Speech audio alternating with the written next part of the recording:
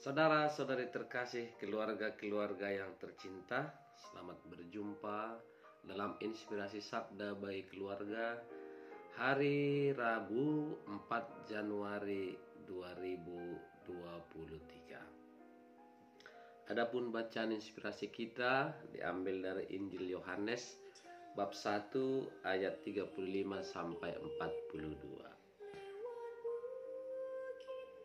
Sekali peristiwa, Yohanes berdiri di tempat ia membaptis orang di sungai Yordan bersama dengan 2 orang muridnya. Ketika melihat Yesus lewat, Yohanes berkata, "Lihatlah anak domba Allah." Mendengar apa yang dikatakan Yohanes, kedua murid itu pergi mengikuti Yesus. Tetapi Yesus menoleh ke belakang. Melihat bahwa mereka mengikuti Dia, Yesus lalu berkata kepada mereka, "Apakah yang kamu cari?" Kata mereka kepadanya, "Rabi," artinya guru, "di manakah engkau tinggal?" Yesus berkata kepada mereka, "Marilah dan kamu akan melihatnya." Mereka pun datang dan melihat di mana Yesus tinggal. Dan hari itu mereka tinggal bersama-sama dengan Dia. Waktu itu kira-kira pukul 4, salah seorang dari kedua murid yang mendengar perkataan Yohanes lalu mengikut Yesus adalah Andreas, saudara Simon Petrus.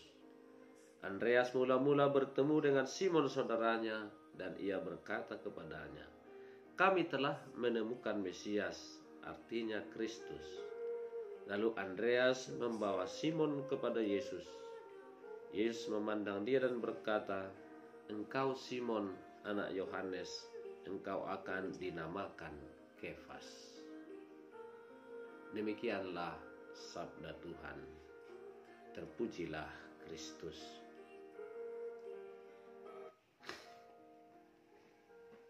Saudara-saudari tercinta, keluarga yang tercinta.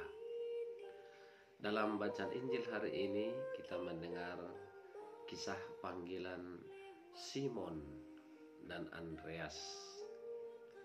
Pertama-tama diketengahkan tadi, mereka adalah murid Yohanes Pembaptis.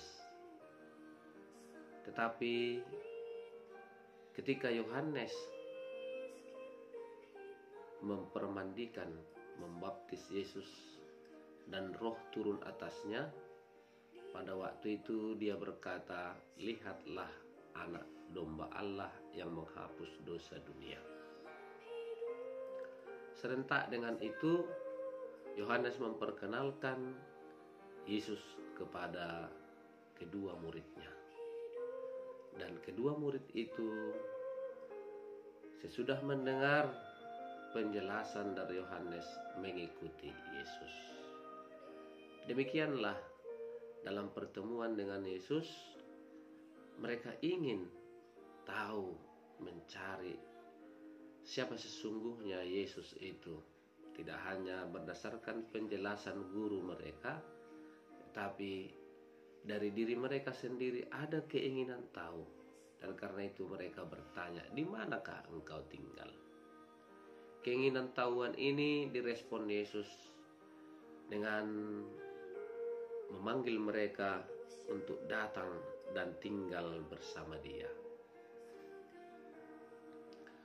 Tinggal bersama melihat berarti suatu upaya untuk saling mengenal, saling mendalami, saling mengasihi satu sama lain. Dan demikianlah satu demi satu saling memperkenalkan siapa Yesus. Yohanes memperkenalkan Yesus kepada Andreas. Andreas memperkenalkan Yesus kepada Simon saudaranya. Dan mereka tinggal bersama dan pengenalan akan Yesus yang semakin dan mendalam membuat Simon saudara Andreas disebut Petrus, yang artinya batu. Nah, saudara-saudari terkasih, Demikianlah kiranya setiap orang Kristen memiliki panggilannya masing-masing dan juga panggilan bersama. Namun dalam situasi ini kita harus sampai pada satu gerak bersama bahwa kita dipanggil Tuhan dalam semangat kebersamaan seperti Andreas dan Simon. Ketika saya dipanggil oleh Tuhan, saya juga harus memanggil yang lain. Sehingga dengan demikian semakin bertambahlah orang-orang yang percaya, orang-orang yang mengikuti Yesus. Kita tidak boleh atau puas dengan panggilan yang telah kita terima. Inilah yang hendak dikatakan kepada kita. Kita harus juga memperkenalkan Yesus itu kepada siapapun yang kita jumpai. Lalu yang kedua, saudara-saudari terkasih, lewat bacaan ini kita belajar bahwa untuk mengenal Yesus sesungguhnya tidak cukup dengan penjelasan orang lain, dengan kata-kata ataupun penuturan dari orang-orang yang kita anggap sekalipun adalah orang yang mampu dan tahu. Tetapi pengenalan atau iman kepada Yesus haruslah lebih bersifat pribadi, personal. Masing-masing kita harus bersatu, tinggal bersama dengan Yesus. Dan dengan demikian pengenalan kita semakin otentik, semakin benar, semakin jelas, dan semakin membawa kita kepada jalan yang benar. Karena itu di tahun yang baru ini, di awal tahun ini, kita diajak untuk melihat sejauh mana sudah kita tinggal bersama dengan Yesus, mengenal Dia dalam pengalaman hidup kita sehari-hari. Dan dengan demikian, maka kita dapat bertumbuh memperkenalkan Yesus kepada orang lain. Bagaimana sabda Tuhan ini berbicara dalam keluarga kita, bahwa sesungguhnya orang tua dipanggil untuk memperkenalkan Yesus kepada anak-anak mereka melalui pendidikan iman, melalui tingkah laku, melalui contoh hidup yang benar yang dapat mereka laksanakan dalam kehidupan mereka sehari-hari. Orang tua dipanggil untuk menjadi murid juga, memperkenalkan hidup Yesus dalam diri anak-anaknya melalui pengajaran, kisah, cerita, melalui doa-doa, melalui pertemuan-pertemuan, melalui nyanyian, melalui madah, melalui seluruh pergerakan hidup, proses hidup keluarga orang tua menjadi kesempatan untuk memperkenalkan Yesus kepada anak-anak kita.